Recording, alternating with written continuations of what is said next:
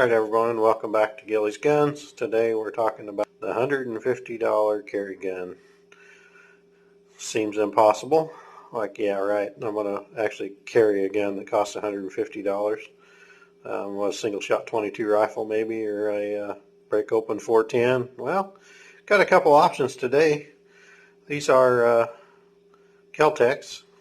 Obviously the pf9 and the p32. pf9 is a single stack 7-round mag, 9mm. It is very compact, very narrow. You can see I've got the sight painted there, but it is a pretty solid little gun. Grip wise, texture wise, the pf9 feels pretty good. It's not overly aggressive with these big blocks, and it's easy to hang on to. P32, this gun's been in production longer, so you can kind of feel that the grip texturing is sharper, but this gun is narrow. So with that, you know, I think it's probably narrower than my index finger. You kind of want something to hang on to. So a little more rough grip texture is fine. This is an extended 10-round magazine, and it actually gives you a full grip, as you can see with the P32. Basically, there's no way you're getting your pinky on here. With this grip, you get a full grip. Your hand will grab the whole gun. So, I believe both of these only came with one magazine. If I remember right, the pf9, I purchased this magazine with the finger extension. So I know I purchased this one separate, the 10-round mag. They're not very expensive.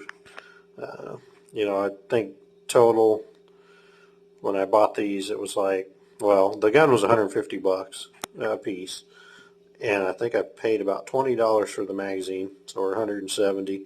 And at that time, you know, you could buy a box of 9mm practice ammo for about $12 and a box of carry ammo for $20. So for $200 out the door, you know, you could really be ready to go try your gun out, and short of having a holster, carry it. So are these viable options? Would you really want to carry a Kel-tec? So I can say that I have put about 300 to 350 rounds apiece through both of these guns without a single malfunction. So today we'll go out to the range and play around with them a little bit, see if we can make a malfunction. Right now they're loaded up with what I would carry. Maybe not in the 32. I don't know. I wouldn't recommend carrying hollow points in the 32 ACP, but that's what is in the magazine right now. Since it is 2021 and ammunition is impossible, I'm probably going to shoot reloads. I've got hand loads for 9mm and 32 ACP. So we'll go out to the range and play around with them. See if we can get them to malfunction with hand loads. If they're not going to do that, you shouldn't have anything to worry about with factory loads. And like I said, both of these have been fired several hundred rounds of factory ammunition without any malfunctions. So one thing to note as well, on the pf9, you've got these little plastic pins that hold the fire control group in, and I have noticed that they will walk out. I think this is actually a steel pin there, the little one, but these little plastic pins will kind of walk out as you're shooting. It's not a big deal. Never had anything malfunction, but yeah, I'd say if you're going to fire a couple hundred rounds, you need to pay attention to that. All right. First off, the Kel-tec pf9.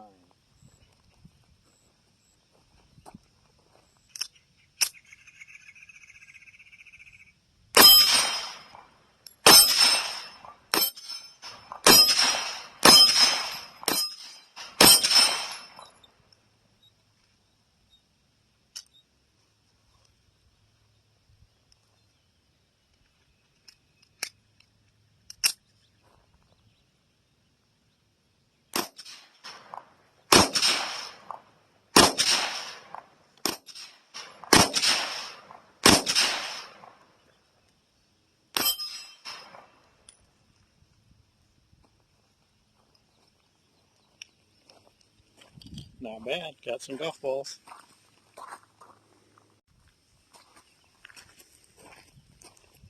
Now the P32.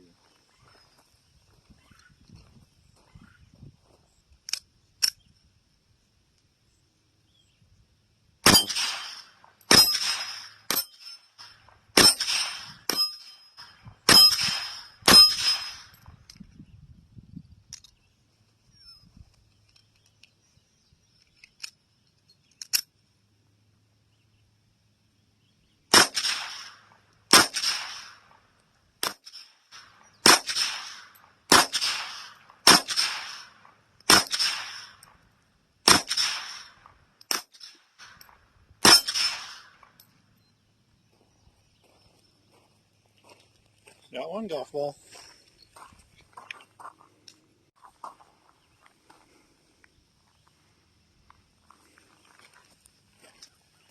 Another round with the pf9.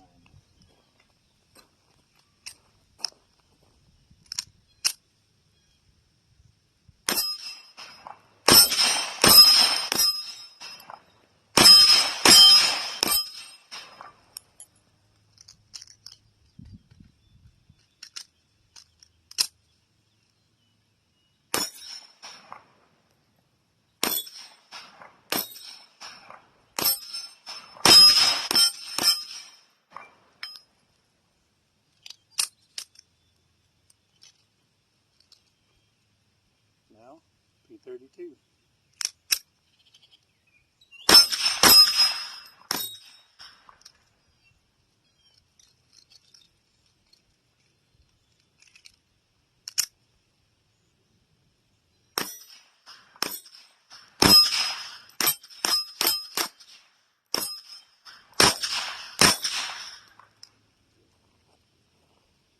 Not bad.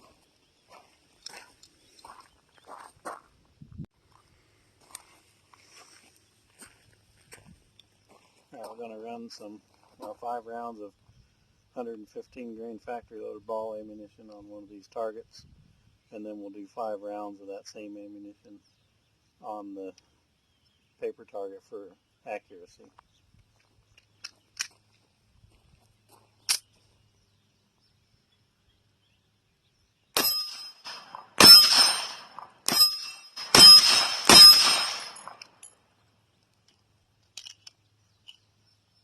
Top left target.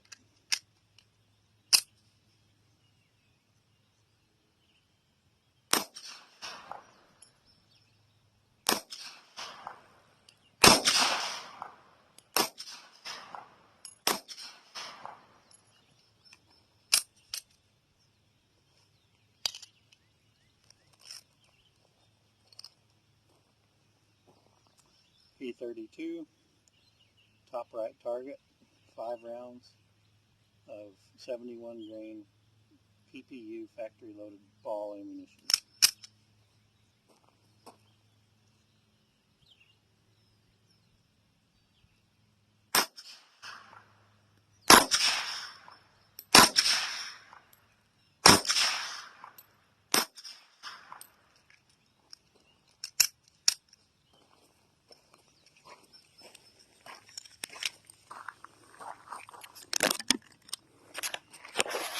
All right, let's see what we had.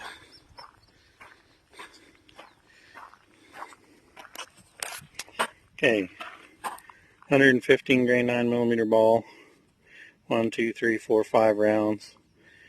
I mean, that's not terrible for not exactly precision shooting, just kind of standing there and flinging them out. And this is the P32, 71 grain PPU ammunition, factory loaded ball.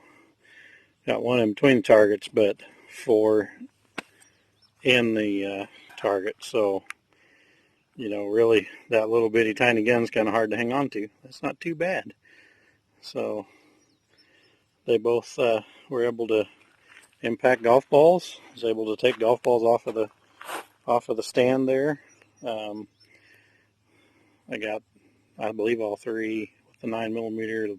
I think I hit a casing with 1, so 2 golf balls, and then 1 golf ball with the 32. But 7 yards, if you can hit a golf ball with it, ain't too bad. and you know, for defensive accuracy, that'll work all day long. All right, back inside, finishing up the look at this Kel-tec, well, these Kel-tecs. I just fired 40 rounds through the 9mm and 35 rounds through the 32. And as you can see, everything's just the way it is with the 32. Nothing moved, no pins walking. This one kind of protrudes, but it's always been that way. Both these on this side. Everything worked fine, no malfunctions. No issue. Go over to the pf9, and I was shooting lead, so you can see kind of how dirty lead is if you're not familiar with that sort of thing. Lead bullets, pure lead without jackets, get really dirty. But I was talking about pins walking out earlier, and this after 40 rounds. I mean, I'm not gonna ding it, because if I'm carrying it for self-defense, I'm carrying 14 rounds. Anyway, you can see where this pin started to creep a little bit, so we can get it on this side. And it'll push right back in.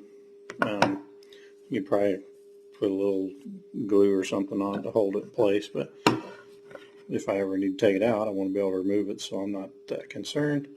If it starts walking more and more, then I may do something, but that's about it. Like I said, 40 rounds.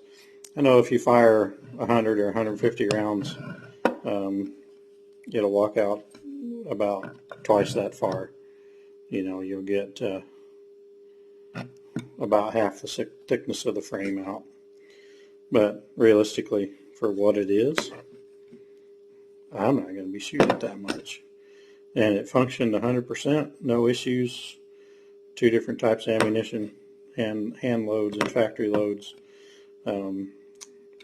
I said I'm probably close to 400 rounds through this pistol right now, and 390, somewhere around there, 380, and not a single malfunction. Same way with the p32.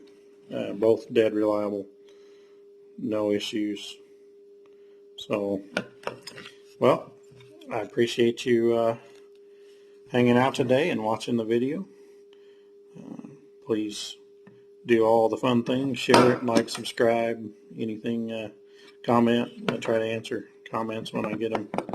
So I have opened an account on Rumble, so YouTube's kind of being finicky about gun channels, and since mine's fairly new, I'm not really out much to go ahead and start switching content to Rumble. But if you're on Rumble, look me up, just Gilly's Guns, and I'll keep posting on YouTube too, but no telling how long that'll last. So anyway, appreciate you guys. Thanks for watching, and I'll see you on the next video. All right, bonus footage. I didn't mention much about this light, but this is the Olight PL Mini 2 Valkyrie. If you're not familiar with these, or familiar with Olight, probably check one out. They're kind of cool. This is the charger. Plugs into USB. Some magnetic. It just snaps on. So you can have your gun charging next to the bed stand. Get up in the middle of the night, it just pulls off, and you got your light. It is, I don't remember how many lumen. It's a fairly bright light. I kind of wish it had a dimmer setting or a strobe setting, but it does have on with one touch off, and then momentary hold down, and then when you let go it turns off. So I mean, it's got a couple features. Main feature is its size. I mean, you look at that. It's about the size of my thumb. So really kind of a neat light, and I've got several Olight lights, but I think this is one of the most innovative that they have made. It does have a adjustable kind of tracked on it, so you can get it outside the trigger guard a little if you wanted to. You could just open that up and snap it out a little bit if that was more comfortable for you. If you had big fingers or something and they were getting in the way. But for me, I just run it up tight. Works fine. But if you haven't tried out an Olight, check them out. This is the Valkyrie Mini 2. Pretty cool. See you later.